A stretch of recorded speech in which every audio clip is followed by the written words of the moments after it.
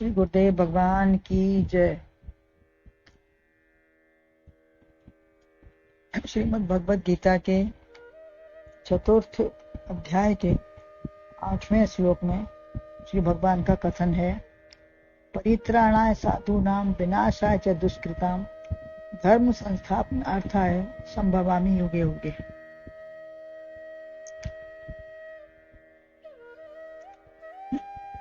अभी तक भगवान ने अपने जन्म कर्म की दिव्यता बताते हुए कहा कि मेरे तुम्हारे अनेक जन्म हुए हैं और मैंने ये ज्ञान पहले सूर्य के प्रति कहा था। धीरे धीरे ये सिद्धांत चलता रहा, लेकिन धीरे धीरे लुप्त प्राय होने लगा। अब उसी सिद्धांत को मैं तुम्हारे प्रति कहता हूँ जिससे ये ज्ञान लुप्त न हो।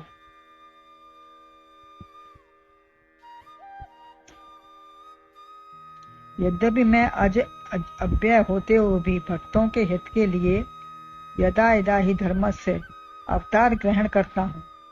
प्रत्येक युग में मैं पृथ्वी तल पर प्रकट होता हूँ। अब कारणों को प्रकट करते हुए कहते हैं, साधूनां परित्राणाय च दुष्कृतां विनाशाय धर्म संस्थापनार्थाय संभवामि युगे युगे। साधुओं सज्जनों की रक्षा उद्धार करने के लिए व दुष्कृतियों के विनाश करने के लिए और तीसरा धर्म की स्थापना के लिए मैं युग युग में प्रकट होता आया हूँ। कभी कई बार भी जन्म ले लेते हैं। 24 अवतारों का भी वर्णन है, किंतु एक युग में एक बार ही नहीं। सतयुग में नरसिंह, त्रेता में राम व द्वापर में कृष्ण रूप से अवतार लिया है। यद्यपि हर व्यापक सर्वत्र समान रूप से सब में वो विस्तृत हैं, अवतरित हैं। उन्हीं की सत्ता संसार में समाई हुई है, छाई हुई है। यद्यपि अग्नि संपूर्ण काष्ठ में, जैसे अग्नि संपूर्ण काष्ठ में विद्यमान रहती है, व्याप्त है, लेकिन दिखाई नहीं देती। जब दो लकड़ियों को मंथन करने से ही वो प्रकट होती है। पत्थर, लोहा, हथेलियां भी रगड़ने से उष्णता आती है। अतिशय रगड़ करें जो कोई अनल प्रकट चंदन से होई। चंदन से भी प्रकट हो जाती है। बड़वाग्नि, वन की अग्नि भी दो वस्तुओं की रगड़ से ही पैदा हो जाती है। अतः समानता होने पर भी प्रकट रगड़ से ही होती है। समानता है, सब सर्वत्र है, लेकिन प्रकट रगड़ से ही होती है। ऐसे ही पूर्ण विश्वास, श्रद्धा, प्रेम, व्याकुलता जब होती है, तभी भक्त के लिए भगवान का अवतार होता है। जब तक उनके लिए छटपटाहट, व्याकुलता नहीं होगी, तब तक भगवान उसके प्रकट नहीं हो पाते। अतः 3 काम बताए जो करते हैं: सज्जनों की रक्षा, दुष्टजन जो सताते हैं उनका विनाश, क्योंकि उनका रहना, सज्जनों का रहना कठिन हो जाता है, जीना उनका कठिन हो जाता है दुष्टों के विनाश के बिना। दुराचार करते रहते हैं। भले से भय लगता ही है बुरा करने में। जब दुराचारी होते हैं, उनको किसी के सामने, भले आदमी के सामने किसी का बुरा करने में उन्हें अंदर से डर लगता है। अतः वे सज्जनों की आंख से छिपकर ही पाप करते हैं। शुभ काम तो विस्तार करके करते हैं, किंतु पाप सतर्कता से होता है। उसमें तत्परता व लगन भी होती है। अंदर से ध्यान रहता है कि कहीं कोई देख ना ले, कहीं हमारी कोई बात पकड़ ना ले, और स्मृति भी हमेशा रहती है। करने के बाद स्मृति भी रहती है कि ऐसा हुआ हमसे, हमने ऐसा किया। अंतिम समय में भी ध्यान रहता है।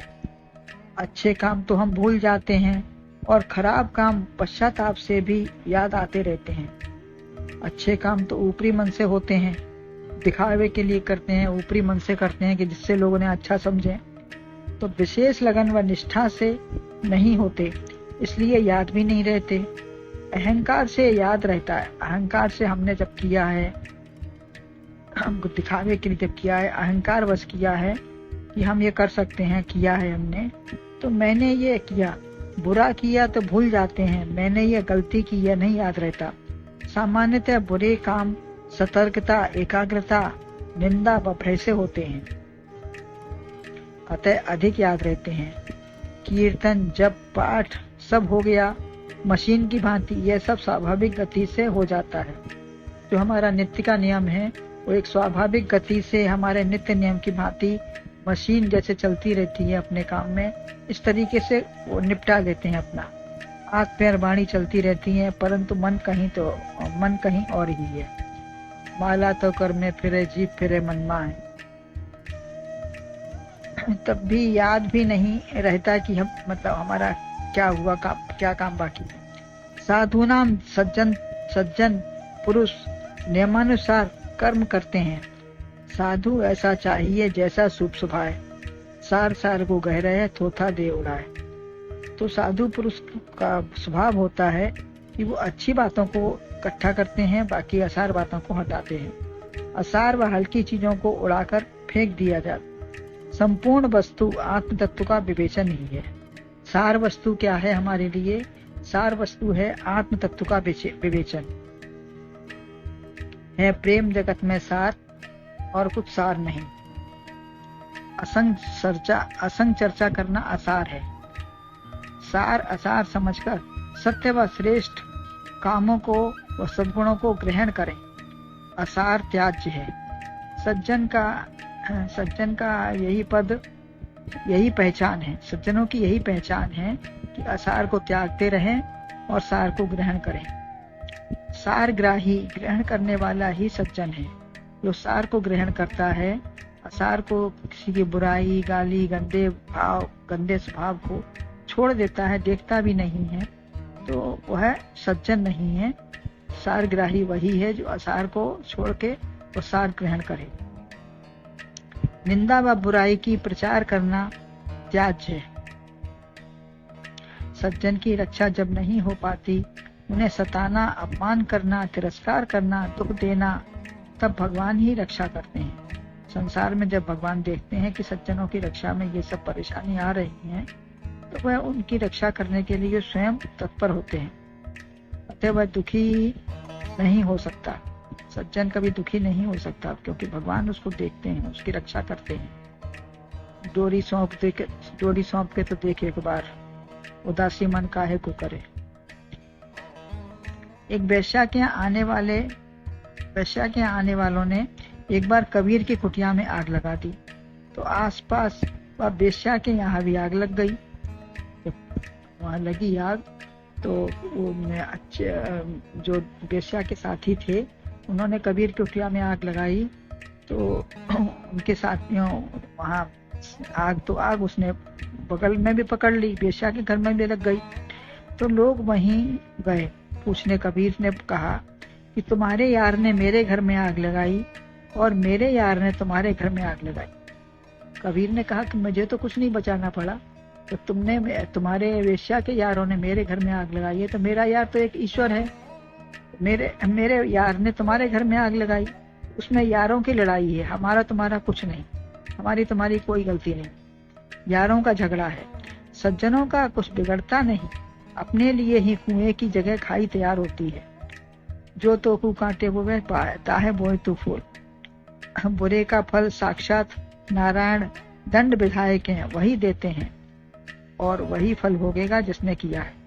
दुष्कृताम, दुर्जनों का विनाश करने के लिए वह अवतरित होते हैं। तब भगवान की महिमा कैसी है।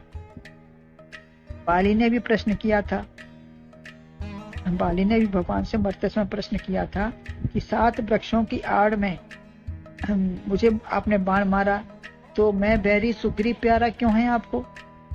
तुम तो समदर्शी हो। उसकी रक्षा की और मुझे मार दिया।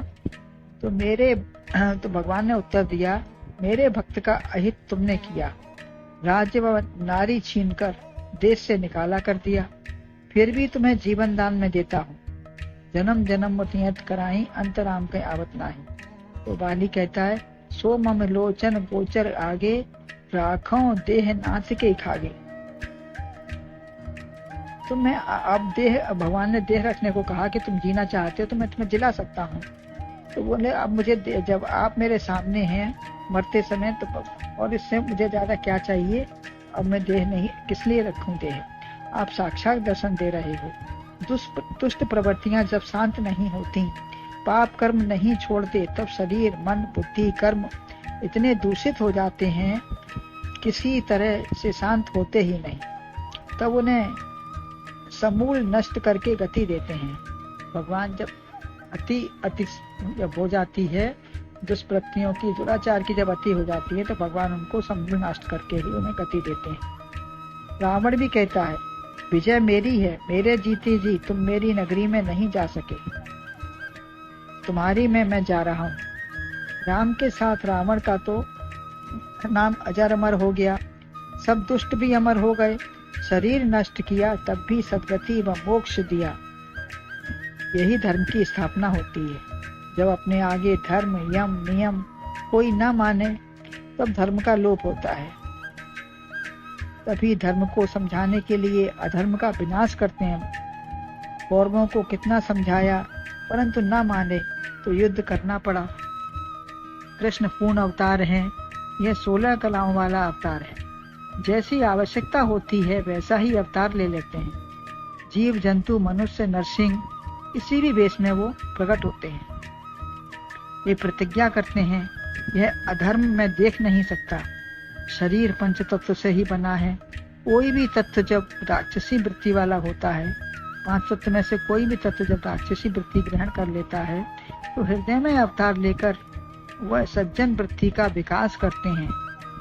अतः हृदय भूतल पर कहीं भी आए तो धर्म की स्थापना होती है। तो चाहे हृदय में आए, भूतल पे आए, किसी भी कहीं भी प्रकट हो, लेकिन वो धर्म की स्थापना के लिए ही आते हैं और धर्म का विनाश करते हैं। तो हमें हम अपने आप ही अगर इस बात में जागृत रहेंगे कि हमें दुष्वृत्तियों का विनाश करें, अपने काम क्रोध मूल इन सबको समूल नष्ट करें, और भगवान हमसे दूर नहीं, भगवान हमारे साथ हैं, हमको हर जगह हमारी रक्षा करते हैं। हमें अपनी सज्जनता को स्वयं रक्षा करनी चाहिए। बोले गुरुदेव भगवान की जय।